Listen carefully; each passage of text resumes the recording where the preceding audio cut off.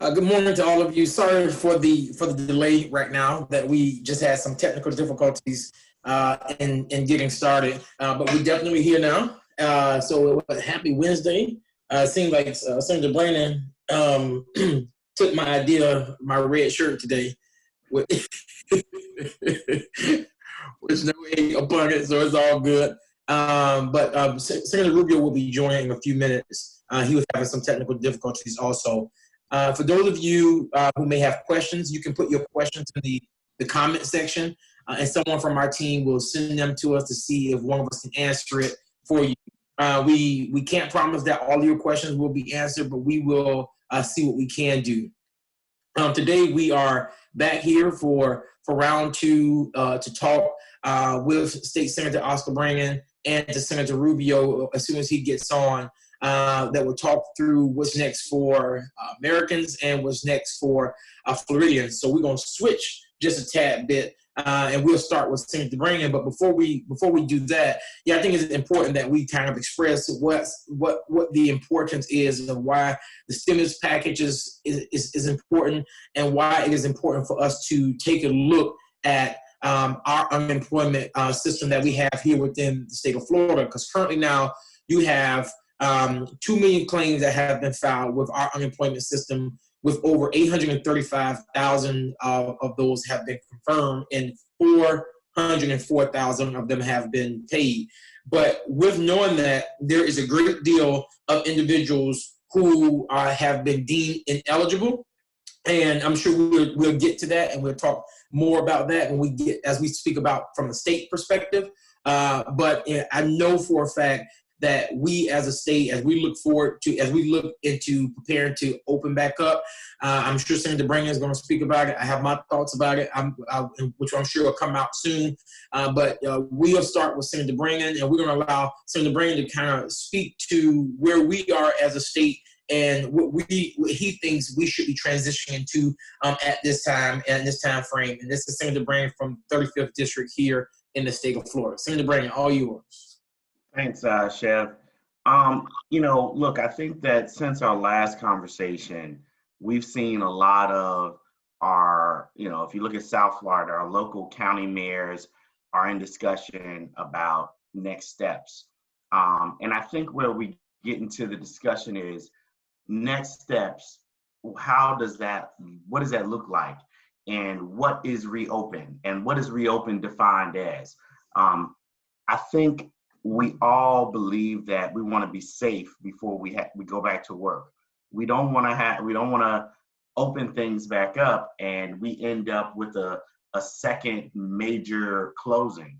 So I have been, and so have many of my colleagues and many of the people that I've talked about, a safe, I guess you could say, reopening. But I would say that when the time comes for that, we need to look at, and we really need to look at certain things. Like, for instance, we definitely have to look at testing. And one of the positive things that I think happened yesterday was the site closest to me and the biggest site in our district, which is at Hard Rock Stadium, started taking everyone and not saying you have to be this or that. Anyone can go there. So I think that's one of the biggest steps that we have to take when it comes to moving to the next step, is making sure that everyone can get tested. Now that we know that there are people who can carry the disease and show no symptoms and could be carriers, I think that is that piece of information makes it even more imperative that we open testing up and make more testing. When talking about our unemployment system, I don't know if we're going to get into that, but I know that the way our reemployment assistance program works with the CARES Act, with the gig workers and independent contractors, who are the people who have been calling my office about what do I do once I get denied. I think we want to get into, I know that we definitely want to get into the discussion about what do they do now. And I see that that Senator Rubio has come on. Welcome, Senator. I was just in the middle of talking about my plan as I run for president in 2024. So I don't know if you missed it, but That's so first of all, I heard part of absentee it. ballots. I can see you guys. I see your coordinating wardrobe again. Red shirt on. Nobody told me it was Yes. red shirt day. That's all right. I'm not offended, but Is that a dark blue undershirt? Is that a dark blue undershirt you're wearing? hey, it's a Are Superman you gonna shirt. rip it out and be Superman? All right, so I'm gonna have to. as I was saying, you know, the coordination of how our reemployment assistance program works with the federal money that's come down, the extra $600. I think that's very important that we talk about that, because I have some gig workers, independent contractors that applied before the April 4th date and got denied. And I think we need to encourage them to reapply through the Pegasus system and make sure that they check that they are out of work or have lost work because of COVID-19. And when that happens, then they get redirected to the other, to do the federal the application that will get them the federal dollars. So these type of things, I really want to make sure that we get that information out, because my office has been inundated with those questions. Yeah, so on that piece right there, so a lot of people don't realize, so it's kind of a two-track system. You have the state sort of unemployment system, which is the regular benefit that you get. And like every state in the country, Florida's been overwhelmed by the requests and by the governor's own admission. You know, I think the words he used were that the system had been set up to fail. It was just not working well. And I know they shut it down for a couple of days to try to stand it up and improve it to gain more access. But you clearly have a lot more people trying to get in than have been able to get in. And then the second part of it is, I'm not sure, as of yesterday anyway, I had heard that they had not yet set up a system for people to gain access to the additional $600 in federal money, which was a flow-through sort of add-on, and that would apply the way you're talking about. So in addition to getting the regular system set up, they had to figure out a process. Yesterday they did set up a second tier, and that's according to DEO, because I don't know if it works, but that's what they're saying, that if you click through the Pegasus system, which is the application system that they have going now, once you click on "I lost my job as a result of COVID," then you're able to apply as a gig worker. Then sends you to something that allows you to apply. So they've apparently set up a system for that now. What about everyone that got denied prior to that? Because anyone that was an independent contractor that applied, like you were saying, got denied. So they're telling them if you applied and got denied, you should reapply. Got it. Oscar, what about the people who have been deemed ineligible? Because we had a lot of people who have applied, they were deemed ineligible, and now they're telling them they need to reapply. Yes. If you were deemed ineligible before and you applied before April 4th, then you need to reapply. Then you should reapply. I think it's a different application, which allows you to apply differently. But I think our real issue comes when what is eligibility, and you know, we haven't gotten to that point yet. But right now they're asking people to reapply. Gotcha. So Senator Rubio, we're going to take it back to the top, because I know the last time we spoke about the CARES Act, which included many components that included like direct stimulus checks to Americans, and thanks to your work that you have been an advocate on when it comes to the small businesses and PPP, and now this new flow through of dollars with this $484 billion budget that was just passed, which I know a lot of people who are watching now are small businesses who are very concerned about how those dollars will be distributed, which I'm sure you'll get to. So why don't we speak about from the small business perspective, from the $484 billion? Well, let me back everything up, because I think the unemployment application thing is a good segue into it. So the notion was the following. If you ask the federal government through the SBA to create a system where companies can go and apply for this assistance, I mean, it just is not going to work. I mean, they're just not set up for it. So we felt the only chance we had was to sort of leverage the existing lenders that were out there and use them as sort of the interface to process the paperwork and so forth.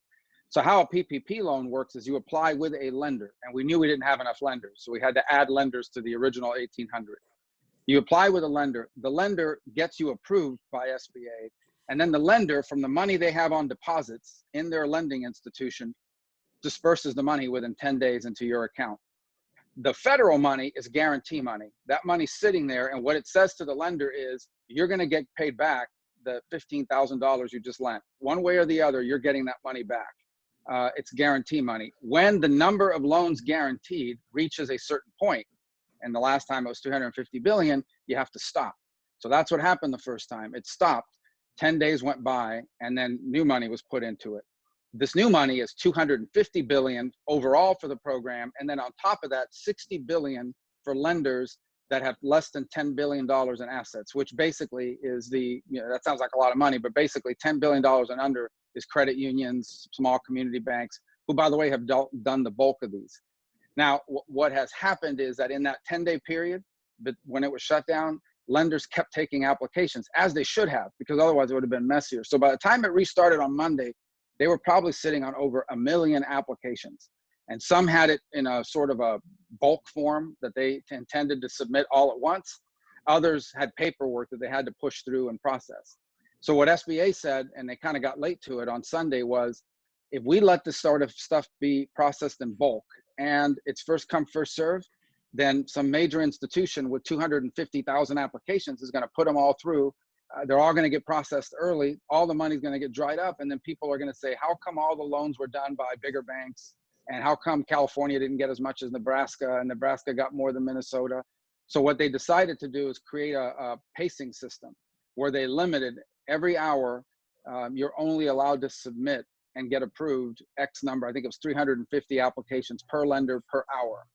But that slows the system down. So now you're a lender, you're trying to push through 351 applications, and it shuts you down at 351 because you met your quota for the hour. You got to wait an hour and do it again. They've gotten frustrated. It's interesting because we have yesterday, if you read some of the quotes out there, one group of people are saying all the money is going to be gone, the big banks are taking it. Another group of people are saying, the big banks are saying, we're getting pushed to the back of the line. We're not allowed to process our loans, because there was another piece of confusion. They allowed bulk submission, right? So you could take 5,000 applications and submit them all at once, but you're not going to get them processed all at once. You're still going to get processed 350 an hour, and to sort of disperse it that way. I don't have the latest numbers yet in front of me. I was just looking before we got on, but as of 1 p.m. yesterday, so from 10:30 in the morning Monday to 1 p.m., they had done close to 500,000 new loans. The average loan was 206,000 in the first round, is down to 111,000 in the second round. So that's companies with average monthly payroll of about $44,000. So you can see that the applicant is getting smaller, and that makes sense because you have a lot of independent contractors and so forth involved now. They're up to 5,100 lenders. They were just under 5,000. So they've added another 100 something additional lenders, including PayPal, Square, all sorts of CDFIs, et cetera. And it was about $50 billion in lending in that first 24-hour period, about 16% of the overall fund. So my sense of it is this is going to pick up here. I think the distribution, I want to know more about like how are they deciding how to pace it and what all that looks like. But I do think you're going to see a more even distribution geographically. But I want to be clear, okay? The need here is probably, the banks think the need is over $1 trillion. We're up to 700 billion. That's a lot of money. I mean, that's almost twice as much as TARP was. And yet the need is even greater. We're talking about potentially 60 to 70 million jobs, payroll being covered. That's 48 something percent of our jobs in America. That's a big chunk of the economy. But it isn't going to be some clean, efficient system, because anything designed this fast and by government is going to be messy. I can say this to you, despite all of its challenges and hiccups and people getting it that shouldn't have gotten it and all that kind of thing, it's been the part of the CARES Act that's worked the best. I mean, there are still people waiting for their IRS check. There are still people that haven't been able to apply for unemployment for 4 weeks in their states, and businesses have gotten it. So there's a lot of good news stories out there. Obviously, the focus is always going to be on some company that got it that maybe shouldn't have gotten it. So what we've been working on, and we've made some progress, is two things. The first is making sure the certification process is tight. When you get a PPP loan, you have to certify two things: that you've been impacted negatively by this, the uncertainty, and that you need this loan to continue operations. And what Treasury has made clear is if you're sitting on $50 or $100 million in cash, you don't need this loan. If you can get financing from other places, you don't need this loan. If you're a publicly traded company, you can't really make that argument. And let me add a caveat to that. A lot of these companies you're reading about already qualify, not because of this law, they already qualify under the SBA rules, existing rules. They just don't use SBA because up to now they haven't needed it, or they've had better, mechanisms available to them. Some qualified because they were restaurants and people say chains and all that kind of thing. Let me just say this: 60% of the people unemployed in this country right now are in that sector, and the 46% of the full-time food service employees, full-service food employees in this country work for some brand. So in the end, it's not about helping companies per se, and a lot of them probably shouldn't have applied because they had cash reserves, but it's about helping the people making $8, $9, $15, $20 an hour that work for them. That's what we can't forget here, is that in the end, there are people out there that are making, $10 an hour, $8 an hour that might work for a company that's bigger and so forth. And there's no other place for them to go, but that's been tightened up as well. So there's a lot of moving pieces here. We're on top of it every day, trying to make sure it improves. But I want to be frank with everybody. At some point in the next 3 or 4 days, they're going to say, all right, we hit the 350. We hit the new cap on the 311, 312. And there's still going to be people out there waiting in line because the need is that big. Senator, I've heard that a recommendation for some of our small minority-owned businesses and some of our churches to use our community banks and our credit unions to try to apply. Is that a good suggestion? It is. Okay, it is. I'll let you. And let me tell you, so of the $60 billion of the 320, so everyone, including credit unions and community banks, have access to the 250. And then there's 60 billion set aside on top of it specifically for them. I've pushed hard for the CDFIs to be included. We've got a couple in Florida that are already approved by Treasury. Want to get more of them online because they're a great opportunity, to sort of reach down to the grassroots of it. But about 70-something% of the loans are already being made by credit unions and community bankers. In fact, on a per capita basis, the community banks and the regional banks and the credit unions have been superstars. I mean, they've done 70-something% of these lending, and they move a lot faster. And really, when you start to look at the disparities between the not-for-profits and the companies that have gotten it and the ones that haven't, it's the ones that went to the regional and community banks that are doing a lot better than the ones that went to the bigger banks for a lot of different reasons. Some of these bigger banks started later.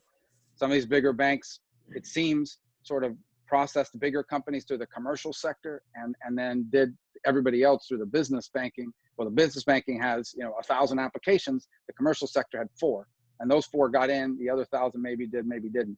So there's no doubt, without the community and regional banks, and there's only 5 or 6 big banks in this country, 6, 7, 8, but we have 550-100 lenders. So it clearly has reached that level.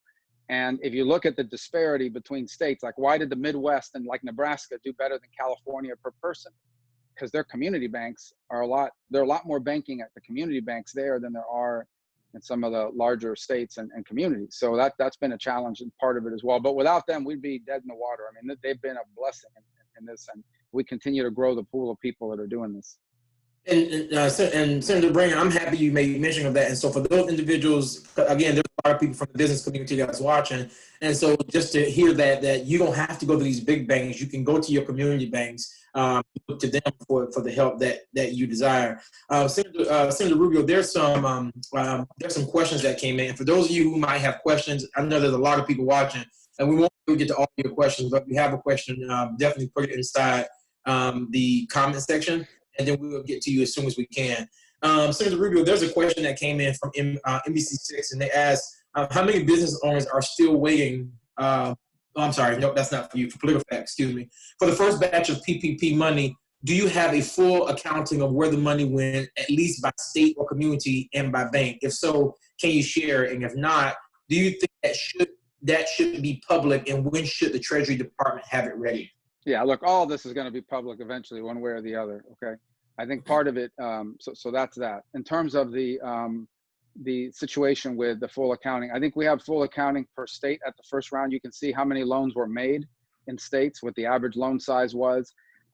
We know we have a breakout of large lenders versus small lenders, and like who are the top 10 lenders, how much did they represent in total lending versus everybody else. At the institutional level, I haven't seen that. It exists. It hasn't been provided, but we'll get it one way or the other. I mean, the small business committee that I chair, I was just talking to Senator Cardin this morning, who's the ranking member, the Democratic leader on that committee. I mean, we're going to have extensive hearings about this program. We already announced, we're going to have hearings on how big banks handled their processes? Did they actually give preference to some customers over others, and so forth and so on? So all that stuff's going to be public one way or the other. We have macro accounting figures at a state level, and that's one of the reasons why they put this pacing system in. Is there was a lot of articles out there about how some states did better than others on a per capita basis, and people were asking why. A lot of that was lender driven. I'm telling you, I mean, it's just, they had more small, mid-sized banks did a higher percentage of loans in some states than in others. And so putting this pacing system in place was designed to sort of even that out, but it slowed it down. And so, it's kind of one of those deals where you fix one problem, but then you create new problems. And that's where a lot of the complaints you were hearing in the first couple of days from lenders, frustrated that after they put in a certain number of applications, they got kicked off the system for an hour, and they were getting frustrated by it.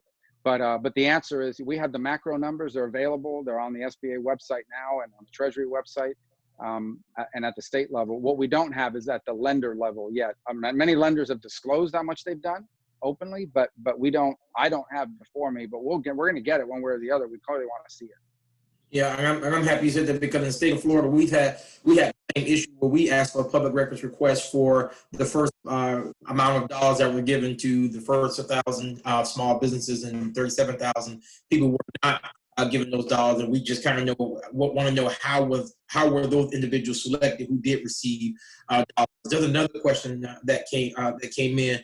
It said, since it took accurate, careful reporting by many in the mainstream news media to reveal how large public traded companies were consuming hundreds of millions in PPP loans, it was that reporting that shamed some of them to return the money, and it was reports that led to you threatening subpoenas and Treasury changing its guidance to advise against many of such companies applying in round two. Will you now demand that the Trump administration release to the public the names and amounts of all recipients of these funds, so that the reports can continue to expose any abuses? You just said that. Well, yeah, and a couple points on that. The SBA doesn't make these loans. So so the SBA in the first round, now they have a tiering system. So I think that question is actually more valid now than the first round. In the first round, it was just, they didn't pick which loans, there's this theory out there that it's not true, okay? The SBA doesn't decide which applications to approve or not in the first round. They basically decided that they were doing it on a first come, first serve basis. So they weren't there deciding you get one, you don't. All the SBA does is intake applications and approve them or not approve them. They don't decide which ones the lenders submit and which ones they wait to submit. That's what people need to understand. All they are doing is approving whatever lenders submit. So whether lenders are submitting or favoring some clients over others is really the question for round one. And we already announced that, but that's something we're always gonna have to look at. In terms of some of the companies getting it and not getting it and so forth, look, that's what the certification process was always about, and that is certified. There was always going to be an audit requirement on certification. There was always going to have to be one. The problem is this: if you front load that requirement, if you say, instead of doing certification and audit after, you say, we're going to confirm at the front end, okay? You need to show up and apply. We need to see financials, 6 months of receipts, how much money you have on hand. If you do that, it's going to take weeks to get a loan approved. That's number one. Number two, the more sophisticated companies, they have audited financials. They can provide you that.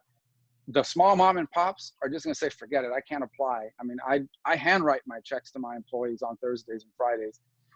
By the time I put all those records together, the money's going to be gone anyway. I'm not even going to apply.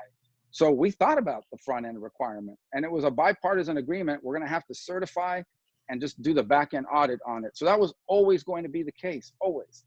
And the reason why we know some of these companies got this is because they had to publicly disclose it. Bottom line is we're going to know one way or the other who got this money. Treasury, SBA is eventually going to have to release that. I always thought they were going to have to, and if they don't, we'll make them do it. But right now, our number one objective was how can we move money quickly into the hands of employers, because every day they're making decisions about laying people off. And the more people get laid off, the more people wind up trying to get into the unemployment system and putting pressure on it.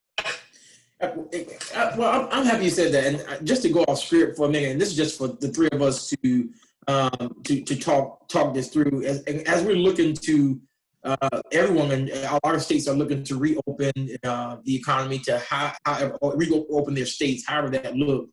I'm interested in us figure as three leaders in the branches of government. Excuse me.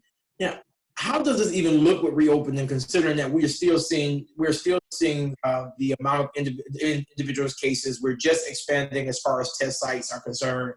And so I think a lot of people are concerned that we're moving too fast. I don't know if you all see different, but that's just me. I think we're moving kind of too fast, but I don't know if you all see it differently. Well, I think, look, here in Florida, we haven't moved yet, right? The governor has talked about it and said on Thursday. So I'm going to reserve any judgment on whether we're moving too fast or anything until I hear something. You know, look, I do agree that we need to figure out how to restart and reopen our economy. I think people can differ on opinions on what that looks like, but I think there are a few things that we can all agree on, which is that testing has to be a part of this reopening. Right. Social distancing has to continue until we've got a vaccination.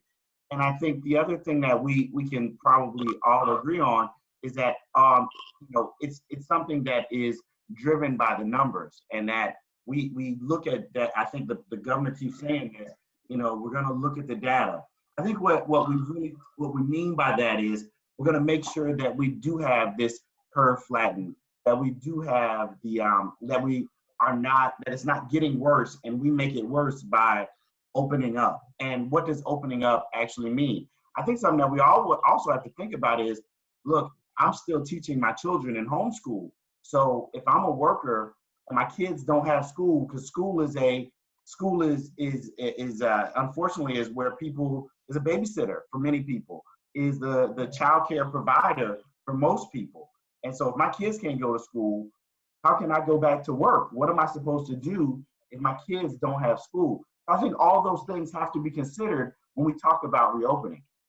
Yeah, I would just add that this idea that there's some of the times when you hear people talk about this, there's almost the implication that there's an easy, obvious answer to all these questions. That's just not true. I mean, there is no easy answers. We don't have a lot of good options right now, either way.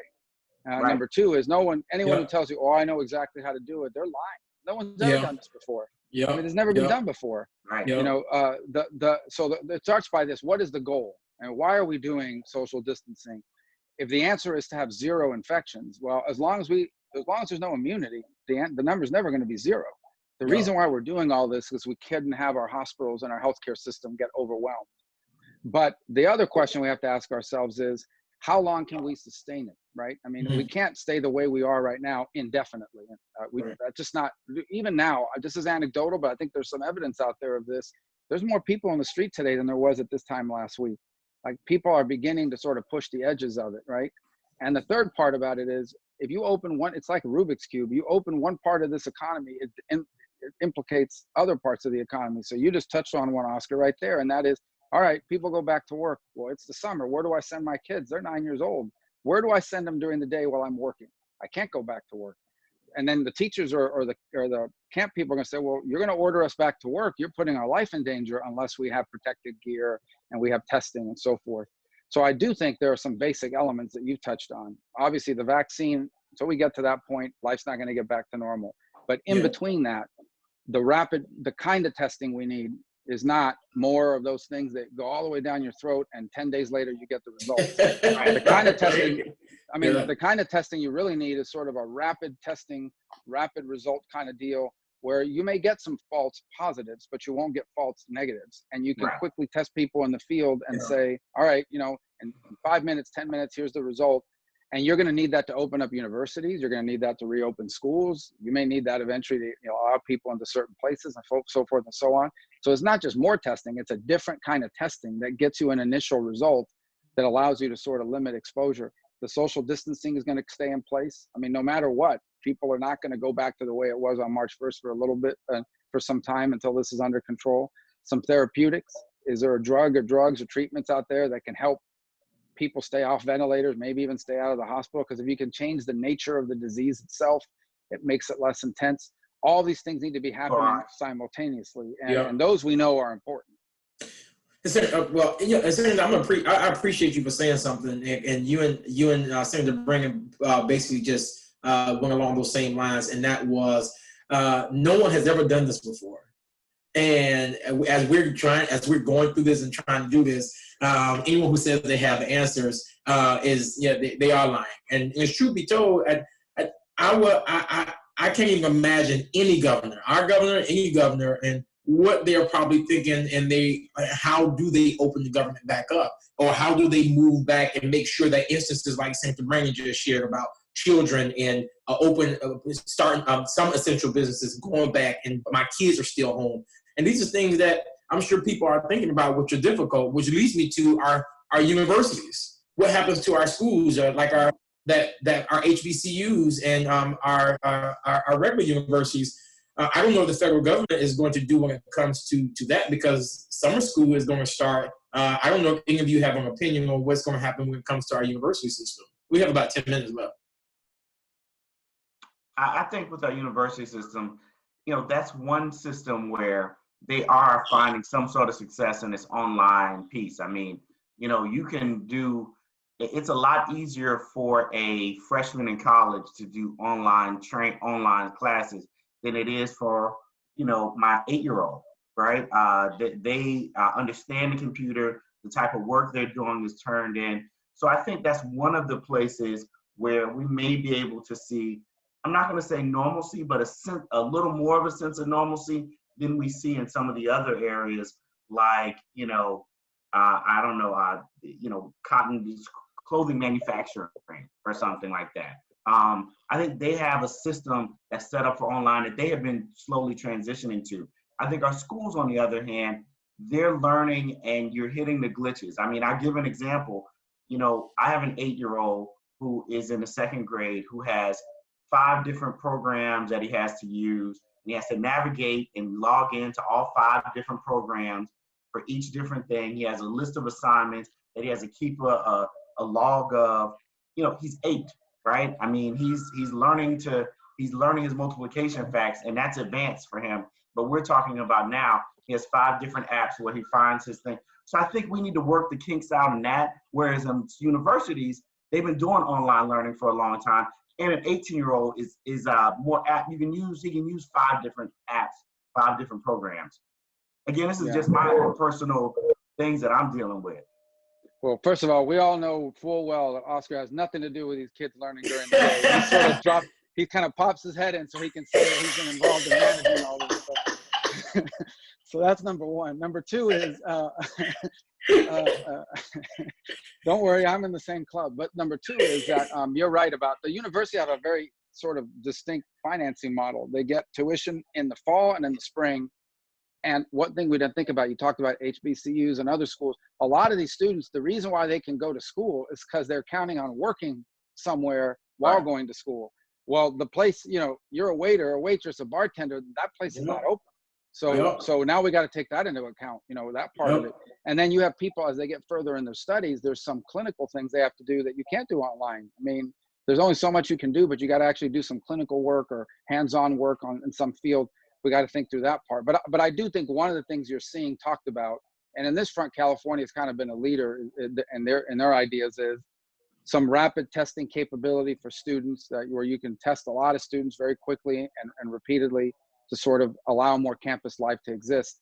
And the other thing that you hear talk about is starting schools earlier. So California, believe me, I'm not saying this is what Florida is going to do. I have no idea. I'm just telling you what they've talked about is they're talking about starting next school year in July and get some weeks in, because if there is some sort of shutdown in the fall, this thing resurges, they can, shut down for a few weeks, but they've already gotten ahead on those 9 weeks. So there's been some talk about starting school earlier, like in July, anticipating and going to some sort of year-round school model, 9 weeks on, 1 week off, whatever, or tiered, block scheduling where you come into school 2 days a week, you do online 3 days a week. I mean, there's going to be a lot of creativity that's going to be necessary in that regard. What we can't have happen, right, is people lose an entire year of learning or have a real generational impact, which is already there culturally and societally. I mean, you think about, I have a senior in high school, no graduation this year, no prom, no senior trip. I mean, all those rites of passage and real uncertainty about school starting next year. But we can't let the learning gains erode. And on that front, there's a digital divide. I mean, we just got to be honest about that. I mean, as far as we're working and as much as we're trying, there are kids out there that do not have access to online capabilities or, on a regular basis, that'll be disadvantaged by this. Right. We have to address that. I appreciate that, Senator. We have 6 minutes left, and we have some questions that they just pulled out from the audience who wanted to ask a question. First person is from Eugene, who appreciates this conversation, this bipartisan conversation that the three of us are having. And he said, "Thank you for your availability and participation, Senator Rubio. For weeks, states have been locked in bidding wars with each other in the federal government for medical supplies and PPEs. What are your thoughts on the topic and on the role the federal government should play in this dynamic?" Yeah, look, you know what it reminds me of? If you saw that movie, The Titanic, where everybody was fighting to get on the lifeboats, and everyone was arguing they were women and children to try to get on a lifeboat. That's what it's felt like at the state level. Everybody fighting to get what's out there and available. And part of the challenge has been the whole world. It's not just us. We're bidding with other countries for these things, and the countries that make it have a COVID crisis, so they're not letting some of that stuff out. And yesterday we got some bad news a couple of days ago. Mexico was our #2 provider of PPEs. And they've shut down those factories. So now I'm worried about that too. So you've seen some ramp up in our capability. I predict, I can't say this with certainty, but I predict that we're actually gonna have a surplus of ventilators because you have all these companies involved in making those, because we can do that stuff. I'm worried that we don't have enough people making surgical masks, the protective gear, because that's more driven by textiles, an industry that we've really had erode in this country. So one thing is to get a car manufacturer to make a ventilator. Another thing is to, you have to find people that make clothing. And a lot of that manufacturing just isn't in the US anymore. So I'm very concerned about it. I think long-term, it's an issue we're gonna have to address and we're gonna have to get creative about, but it's a real topic of concern because everybody in the world needs this stuff, and everyone, including our states, federal government, and every country on the planet is fighting for a limited supply, and the places who make it need it. So they're restricting how much can leave the countries. So it's an ongoing problem, big time. Okay, we got 4 minutes left and this is for Senator Braynon. Senator Braynon, the question is, do you believe the Senate will join with the House in asking for a special session, considering that many people within the state of Florida agreed that we should return back to Tallahassee to deal with the unemployment issue? You mean the House Dems that asked for it? The House Dems, excuse me, the House Dems, yeah. So the Senate Dems have done a similar letter that has said a list of things that need to happen, and whether they need to happen from the executive branch or if there's a belief that they need to happen on the legislative branch, on a legislative fix. But either way, they need to happen now, and they feel like these are the things that need to happen to make sure that Floridians continue to be able to, I guess, survive at this point. So our call has been more comprehensive of if you can't solve these problems that we've listed, then if you can't solve them with an executive fix, then we need to have a special session to solve them. Some of them are the issues that we're dealing with reemployment, with the reemployment insurance. So if we believe that that 275 may not be enough, which is one of the reasons you have the 600 from the federal government. And if we need to do a legislative fix to change that, then we need to do so. If we have an indefinite time that people are going to be out of work, then we need to probably extend the amount of time that someone can be on unemployment. And those are some of the things. I think the other thing that we talked about was the safety of our food supply. If that's something that needed to be fixed. It was a list of things that the Senate Democrats had asked for. So it was more about the goals and things that we think need to be accounted, and also voting, right? Like, what's an election look like right now? People are afraid to go in. Do we need to change the legislation to allow for more people to do it by absentee, by more super voting sites? If we need to change legislation to do that, then we need to do that before the supervisor elections have to make the ballots. So those are some of the things that we asked for and said, if they can't be fixed by the governor, then we would need to do a special session. I appreciate it. And my question is, my mom said, this is so refreshing to see you three. Promise me that you all would do this more even after coronavirus. I'll tell you what we're going to do, Mom. We're going to get Chev a show. You need to be a host, man. We got to get him a radio TV show, don't you think? I think so, right. CNN. You should be on get your own Fox News show, man. At home with Chev. Listen, I'm going to tell him we will do this more often. I just appreciate our friendship that we can just come and have this. Hey, I got you on C-SPAN, I think, right? Are we on C-SPAN? You got me on C-SPAN. Listen, I appreciate it. You got me on C-SPAN. That's 10 people watching right there. What is? C-SPAN. I appreciate it. Right yeah. Listen, we can't end without doing our hope message. Senator, what's your hope message for the people today? Well, which senator? Yeah, we're all senators, except for you.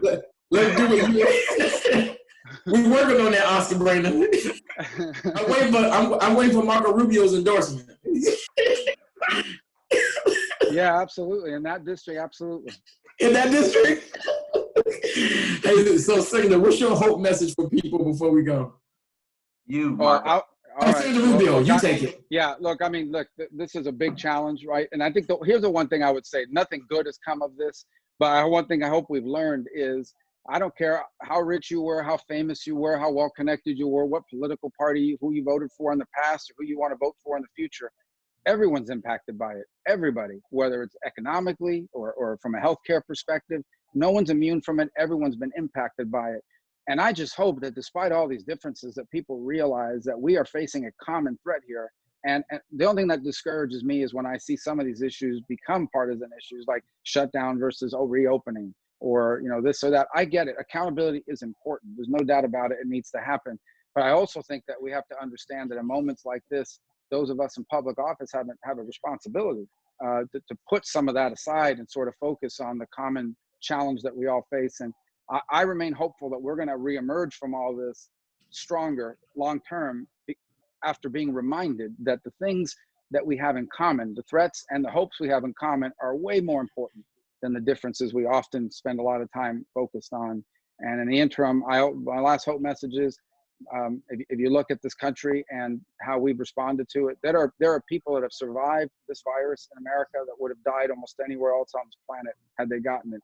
And that's a real testament to frontline heroes who have those who are working every single day, long shifts at hospitals, and that goes from the people cleaning in those places to the doctors and nurses. We are really grateful to them. They remind us what real heroes are. Real heroes don't play football on Sunday or on weeknights in the NBA. Real heroes aren't celebrities. Real heroes aren't politicians. Real heroes are people that every single day are doing amazing things and don't get the recognition for it. And I'm just so grateful for them. Oh, that was good. Thank you, Senator. Senator Braynon? We got time. I know he took a little bit more than the time. We're bigger guys. Federal government's a lot bigger. It takes longer. So let me do my 30 seconds that he left me. I think that I'm going to piggyback on some of the things that he said, which was, it affects us all. So I think what we realize is that it takes all of us to get out of this, right? I think that the messages of hope, like what you just asked us to do, are what we focus on, and we have a lot more from our leadership. I want that message of hope to trickle down. When I turn on the TV, I want people to talk about how we as a nation, as a world, can get to this next step, that we will be okay, that we're going to get better. And here are some of the things that we all can do to help us get better.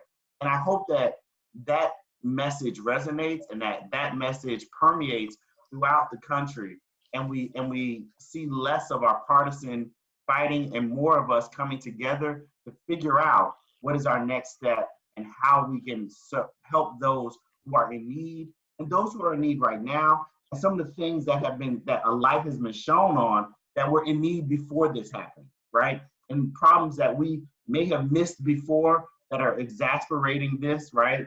I hope that we see those and realize we got to work on everything, and we have to work together to make things happen. And I hope that we continue to get those type of messages from our leadership on both sides, just leaders in general, just giving us that hope and making us feel like, giving us that JFK speech, that Ronald Reagan speech, that Barack Obama, that Marco on my last day in the House speech that almost had me crying. Those type of hopeful messages are the type of things that I feel like people really need as they sit in their house, as they're doing homeschooling, as they're watching Twitter. Those are the type of things that I hope we get. I appreciate that. You both have said everything, and I pulled one thing that I want to end on from both of you, and that is party politics is not going to get us out of this situation. And like doing more of these with the three of us and other individuals coming together is the only thing that's going to get us out of this. Because truth be told, the individual who's in the hospital who's affected with coronavirus, they can care less about Democrat, Republican. They just want a cure, and they want to get back home to their families and to the nurses, to the other essential and frontline workers. That's why the three of us are on here today, because we are putting party aside because there's a time and place for all of that. But right now, we're just trying to get our country and our state back on track. And so it's definitely good. I love you, brothers, and it's definitely good to see y'all again. All right. Take care. All right, man. Take care, bro. All right. Stay safe. Stay safe.